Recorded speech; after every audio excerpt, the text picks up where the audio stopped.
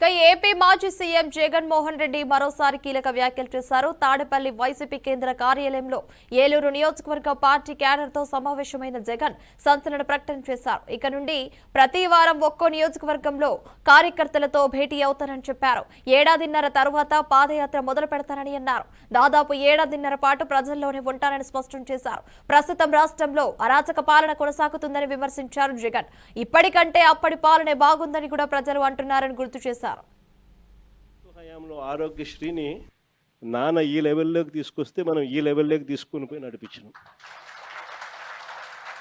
ఈ రోజుకి దాదాపుగా 20 నెలలు ఇంటూ 300 కోట్లు అంటే దాదాపుగా 6,000 కోట్లు. ఈ రోజుకి కూడా బకాయిలు ఎంత ఉన్నాయంటే 4,000 కోట్లు పైచులకు ఈ రోజుకి కూడా బకాయిలు. నెట్వర్క్ హాస్పిటల్ బోర్డులు తిప్పేశాయి. పేషెంట్లను మేము చూడము అని చెప్పేస్తూ ఉన్నారు. ఈరోజు ఆరోగ్యశ్రీ అనేది హాస్పిటల్లో కనపడని పరిస్థితుల్లోకి చంద్రబాబు నాయుడు ప్రభుత్వంలో జరుగుతూ ఉంది. 104, 108 మన ప్రభుత్వ హయాంలో కోవిడ్ టైంలో కూడా ఫ్లాగ్ చేసి 104, 108 వెహికల్ మొత్తం పంపించి కొత్త వెహికల్స్ తీసుకొని వచ్చి ప్రతి మండలానికి పంపించిన కార్యక్రమం మందైతే ఇప్పుడు ఆ వెహికల్స్ అన్నీ కూడా పడకేసినాయి.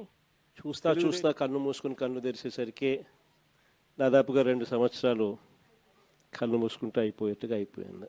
మొత్తానికి 5 బడ్జెట్లు ప్రవేశపెట్టే అవకాశం రాష్ట్ర ప్రభుత్వానికి ఉంటుంది. అందులో 2 అయిపోయినాయి. 3వది ఇప్పుడు మార్చిలో, ఫిబ్రవరి చివరిలోనో మార్చిలోనో 3వ బడ్జెట్ ప్రవేశపెడతారు. దాని తర్వాత ఇంకా మిగిలి ఉండేది 2. ఇక్కడ నుంచి ఒక 3 సంవత్సరాలు. ఆ 3 సంవత్సరాల్లో 1.5 సంవత్సరం పోతే దాని తర్వాత నా పాదయాత్ర కూడా స్టార్ట్ అయిపోతుంది. దాని తర్వాత మరో 1.5 సంవత్సరం నేను కూడా ప్రజలతోనే రోడ్ల మీదే ప్రజల్లోనే మమేకమవుతూ ఆ ప్రయాణం కొనసాగుతుంది. ఇది మరీ ముఖ్యంగా ఎందుకు చెప్పాల్సి వస్తూ ఉంది అంటే ఈరోజు పరిపాలన చాలా అంటే చాలా అన్యాయంగా జరుగుతూ ఉంది. వ్యవసాయం గురించి నేను చెప్పాల్సిన పనిలా, ఏ పంటకు గిట్టుబాటు ధరలు రావడంలా, ఎక్కడ చూసినా దళారీ వ్యవస్థ. చివరికి ఎరువులు కూడా బ్లాక్లో కొనుక్కోవాల్సిన పరిస్థితులకి మొట్టమొదటిసారిగా రాష్ట్రంలో చూస్తూ ఉన్నాం. మన ప్రభుత్వ హయాంలో ఉన్న ఆర్బీకేలు ఈ పొద్దు తెరమరుగైనాయి.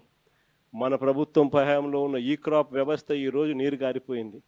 మన ప్రభుత్వ హయాంలో ఉచిత పంటల బీమా ఈరోజు కనపడకుండా పోయింది.